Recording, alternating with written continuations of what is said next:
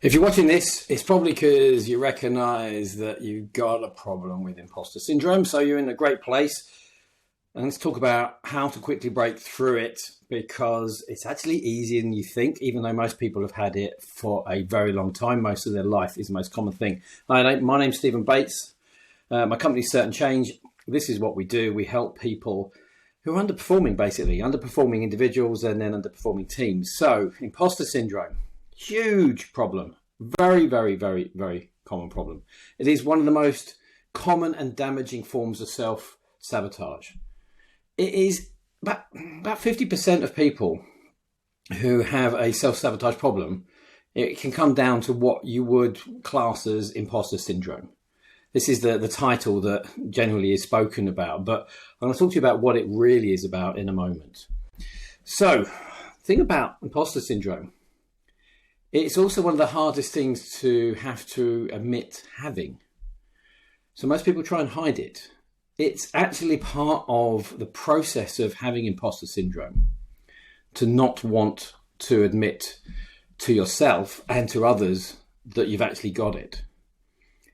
So when you actually do say, yeah, I've got imposter syndrome, or I'm going to give you a better definition to show you how actually it is fixable. Because think about a label like imposter syndrome.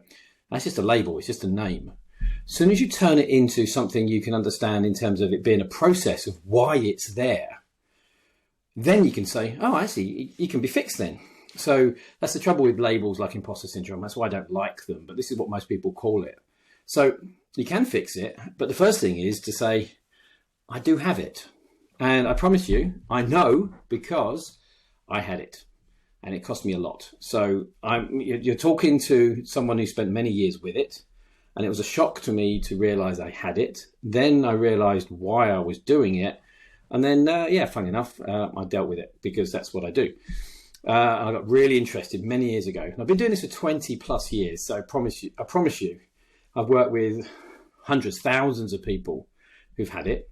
And it's actually quick and easy to fix. So let's get on with it. Let me show you. Now, why do we not want to tell people? This is the first thing. Because if you're already in a role and you're expected to know what you're doing because you've been promoted to that role, whether this is in work or this is your own business, the last thing you want to do is to admit to your boss or to your team that you're struggling. Now, millions of people have this as a problem. So there's going to be people all around you have exactly the same thing, but no one wants to admit to it because we're worried about the consequences of admitting it.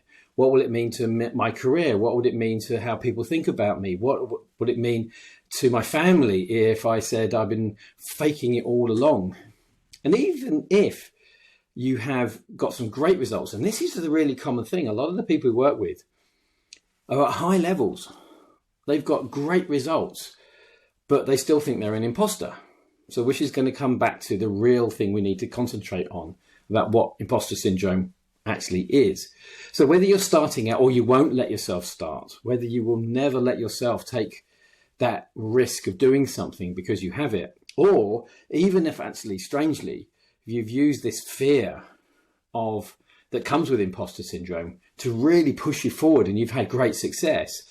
We work with people with both, and it seems strange that some people are so fearful they never do anything, and some people are so fearful they work incredible hours and they're perfectionists and they actually achieve some amazing results. Living with imposter syndrome actually still holds both sets back, and it's horrible to live with because the stress it causes is colossal. So the first thing is we have to look at, well, who'd want to admit it to the people around them because of what we are then worried is the consequences of that. And if you are the boss, who are you going to tell? And, sometimes, we feel that we need to know everything and we need to be the person in charge and to help everybody achieve what they want to achieve. And we're meant to be guiding our companies. And when the door's shut, people are getting really stressed because whom are they going to tell? Who are you going to tell?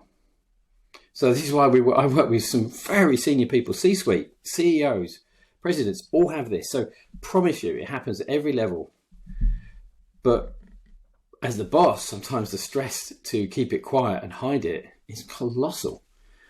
As soon as they open their mouth and say it, and they go, okay, cool. They're like, is that it? I said, yeah, it's just quite normal. Should we get on and fix it? That's the most important thing. So we don't want to tell anybody. But let's get into this, as I said. What is imposter syndrome? What is it really? And why do so many people at all levels, as I said, have it? Well, imposter syndrome is a title. And you might have heard of other ones like tall poppy syndrome, when the poppy grows too tall and we cut it down. It's, if you've ever been told, don't be big-headed, and, almost like, who do you think you are? If you've been in an environment where you cannot be who you really are, what happens is you end up having a comparison from who you are compared to what you've been told to be. So imposter syndrome is not, as a title, it's like, you sort of get it, makes sense. Someone came up with that title. But even if you've had it for years, and I promise you it's really easy to fix, what is it really about? Well, it's really about being good enough. Being good enough. So when I'm working with people with imposter syndrome, I call it the good enough problem. And I want to find out what they think they need to be good enough at. Or, even worse, who are they meant to be when they're good enough? And here's something that's really interesting. Even when I ask them this, the vast majority of people have no definite goal or point when they say that's when I'll be good enough. So if you don't have a definite solution, when I do this, I'm good enough, then how can you fix it? So the problem is really a comparison about being good enough. And 90%, and this is the really important thing, 90% of people have this comparison issue way before they ever get their first job. Most people, it starts when they're kids. And that means that the vast majority of people are, and their lives now, and their careers and their businesses are controlled by something you had thinking as a child. And it could be as daft as something as a teacher said, you'll never be any good at that. You're not smart enough to do this. And I've worked with literally hundreds of people where it goes back to their childhood when someone said something, or they believed someone was thinking something, that they weren't smart enough or good enough or tall enough or whatever enough, slim enough. And then they've got this comparison of what they meant to be. So while all the time you're trying to be this other person, which you don't really know what the definition is, you don't know what good enough is, you're stopping yourself being you, just getting on with the skills and talents that you've got. So our lives and our businesses and our careers and our incomes and our lifestyles and happiness is controlled by something a child had to deal with, and often as sometimes deliberate criticism, spiteful criticism, or sometimes pure fluke and accident. And the amount of times I've had clients who just said to me, you're joking. This is all about that. I've been doing all this, holding myself back and stressing and perfectionism and working ridiculous hours and fearing failure and fearing getting up and standing up in front of people and expressing all of that because of that at school or that at home, or a friend of mine said this to me when I was 13. And I went, yeah, looks like it. And they just go, ooh. So that's the crazy thing. Often most of the time, it's got nothing to do with work, which actually makes it quite easy to fix. And you don't need years of bloody therapy to do it. It's not like that at all. So what happens is we have ourselves going, I am capable. And this part of the brain saying, It's not possible. Don't do it. It's too risky. What happens if? So that's the excessive fear. So this is created by a process we call a sabotage loop. And what happens is this loop keeps going round and round, and we keep it for years. We keep doing it for years, but we use it in different places. So we might have learnt it back when we were a kid. Mine was when I was really young, about 6 years old. And then you still keep using it because your brain thinks it's a good idea to keep it. It's trying to help you. So let me explain that again. We actually have this because we're trying to help ourselves. Protect us from what we fear. That's the obvious one. Don't fail, don't make a mistake, don't look stupid, don't get criticized. But also it's trying to help us be successful, because if we are not failing, not judged, not criticized, then we can. But what it does is rather than let us do what we really are capable of doing right now, it holds us back and it gets stuck in the excessive fear. So actually it's pretty easy to fix. You can break it very quickly, even if you've had it 20, 30 years. Guarantee it. I do it every day with my clients. And the important reason to understand that is you don't do this all the time. Self-sabotage is never consistent. Sometimes we do it, in other situations we don't. Sometimes we let ourselves be successful, and other times we don't. Even if you hold yourself back most of the time, there's times when your brain says, let's do it, and you let yourself be successful. Now, it all depends on how much this loop is firing, depends on how much you let yourself do that. But the fact that you're even here watching this, knowing that you're doing it, means that it's not consistent, because the real you says, Stephen, how do I turn this bloody thing off? And as I had a client said to me last week, I knew I was doing it, I just didn't know how to stop it. We call it turning it off, just literally turn the thinking off. You don't need it anymore. So because it's never consistent, it means it's selective. And if it's selective, it means we can select to turn it on more, which we wouldn't do, or off, which is what we're aiming for. So then the real you can just get on with what you're capable with, the skills you have, and then you can go on and do things that you want to do. It's that simple, really. It's about turning off thinking that is no longer relevant.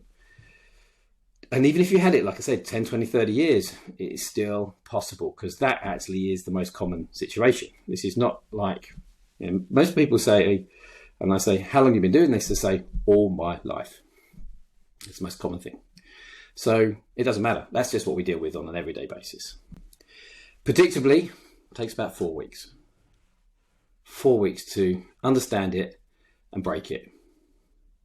And then the results start to show immediately. And the reason for that is because, imagine you're driving a car. This is my favorite analogy. You've got the foot on the accelerator saying, let's go. Let's go. And you've got a foot on the brake, or the sabotage loop, saying, no, don't do it. It's too scary. Don't. So what you do is you take a foot off the brake. What happens? You move forward that fast. But you don't want to do that. This sabotage loop will go, no, don't.